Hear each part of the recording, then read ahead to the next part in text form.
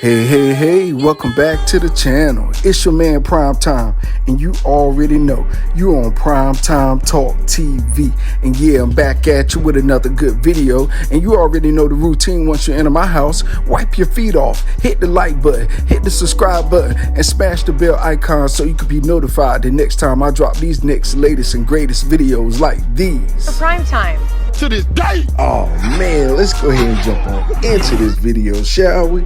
Man, this has been a crazy week of news for boxing, man. I mean, not to say all of the news has been crazy, but for most of our biggest and brightest stars, it has been a crazy week, from Deontay Wilder to Manny Pacquiao, and now the news about your boy Gervonta Tank Davis done came out.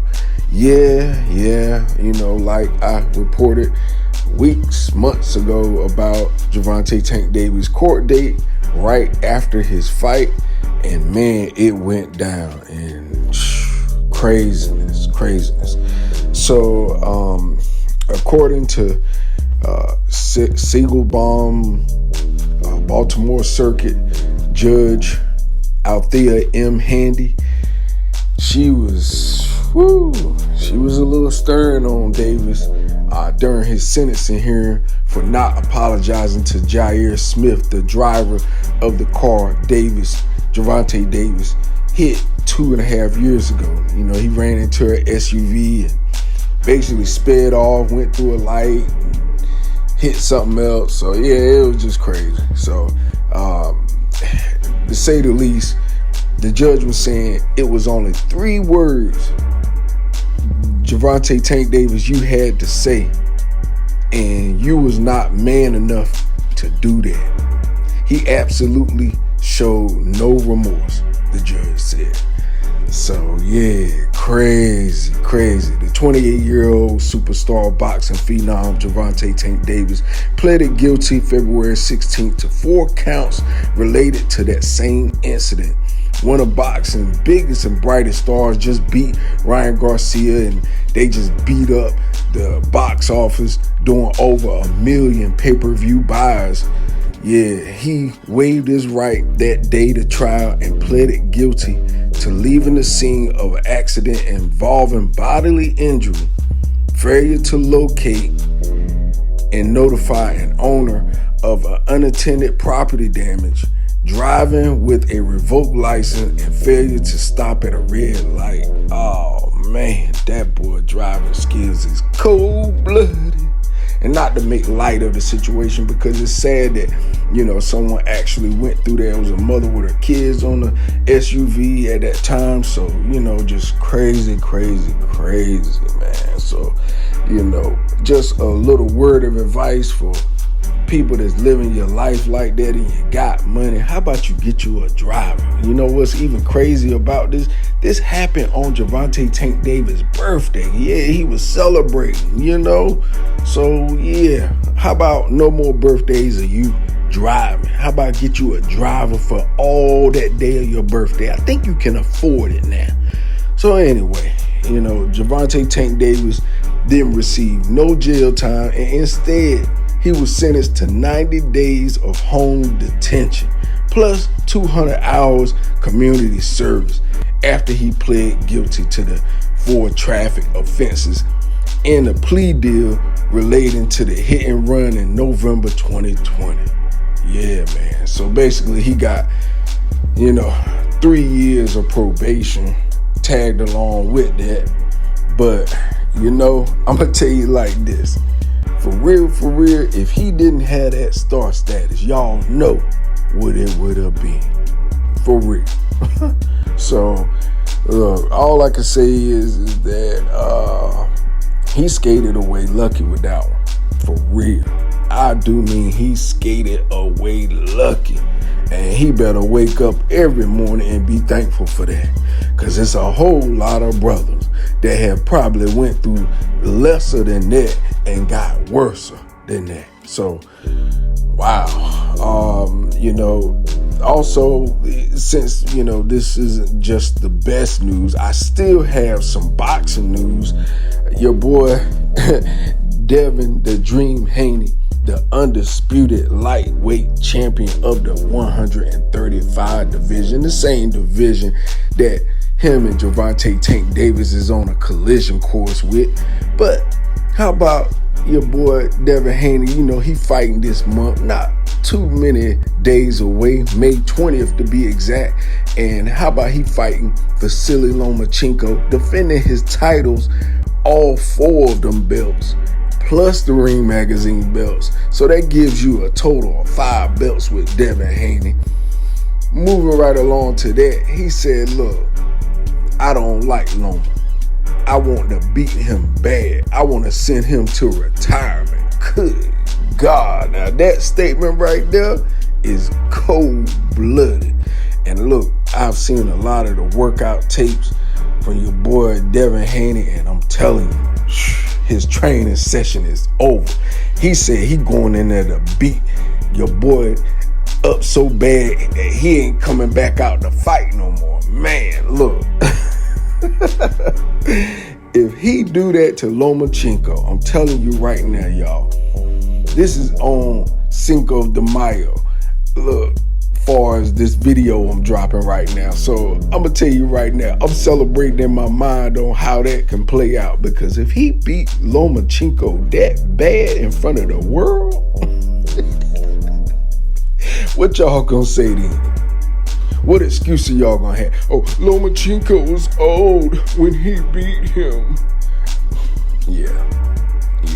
You ain't say that a fight ago when Lomachenko beat up Jermaine Ortiz. You ain't say that 2 fights ago when Lomachenko came back and did his Ukraine debut back to USA and beat up your boy. Look, I can go on and on and on about instances of why you shouldn't say what you say, but I already know a lot of you haters out there gonna still hate on Devin Haney regardless of what he do. But you know what you ain't gonna stop? Him from winning. That's what you ain't gonna stop. I promise you that. Because look, the 24-year-old undisputed champion of the world is on his 2nd undisputed defense. How many people, normally boxers, win undisputed, and they defend it one time, then they move on to the next weight class. But he said to Shakur, to Gervonta Tank Davis, that if they want these belts, they got to come through me. Cold-blooded, for real. I love it. If you hate it, I love it. Because you know what? Who else holds belts and is calling out their division? Nobody. Like Keith Sweat said, nobody. No. Ain't nobody else in boxing got all of the undisputed belts and calling out their division, telling them that they gotta come through them. Everybody bragging about how Javonte knocking everybody out, but ain't nobody screaming for this fight right here.